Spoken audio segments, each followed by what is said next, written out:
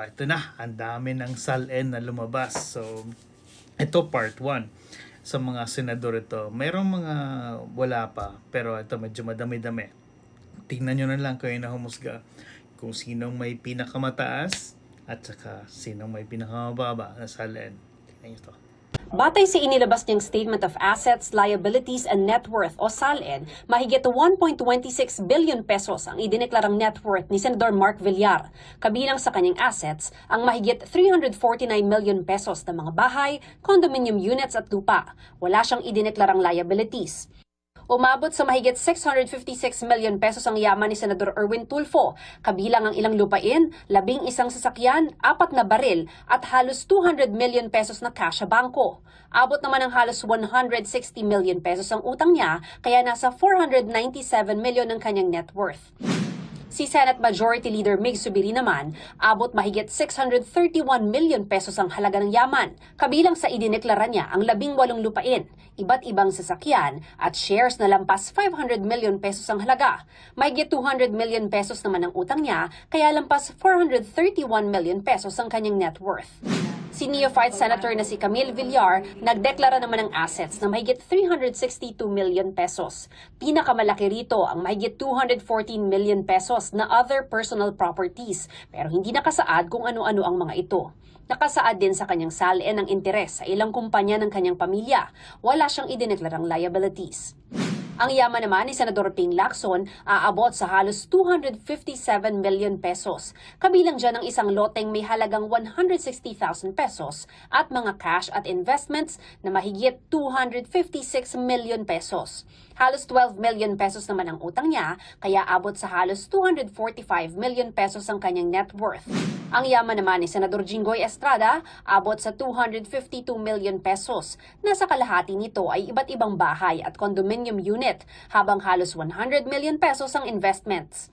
Meron siyang 31 million pesos na utang, kaya 221 million pesos ang kanyang net worth.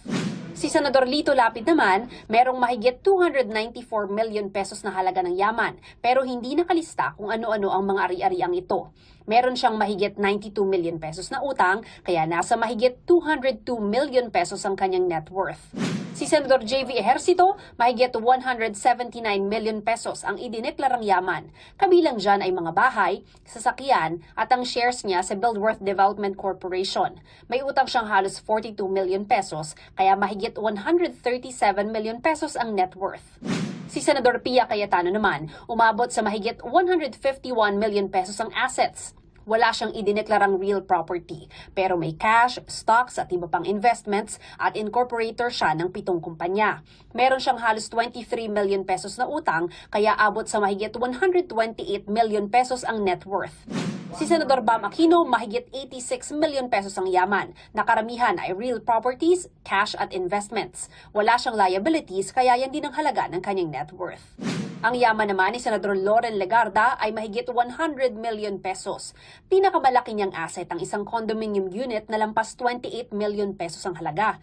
May mahigit 21 million pesos siyang utang, kaya nasa halos 80 million pesos ang kanyang net worth. Umabot naman ang yaman ni Senador Joel Villanueva sa mahigit 72 million pesos. Kabilang sa yaman niya ang 19 na real property. Isa rito ay idineklarang donasyon, kaya walang binayaran. Ang ibang yaman ay stocks niya sa ilang kumpanya. Nasa 23 million pesos naman ang kanyang liabilities, kaya halos 50 million pesos ang kanyang net worth.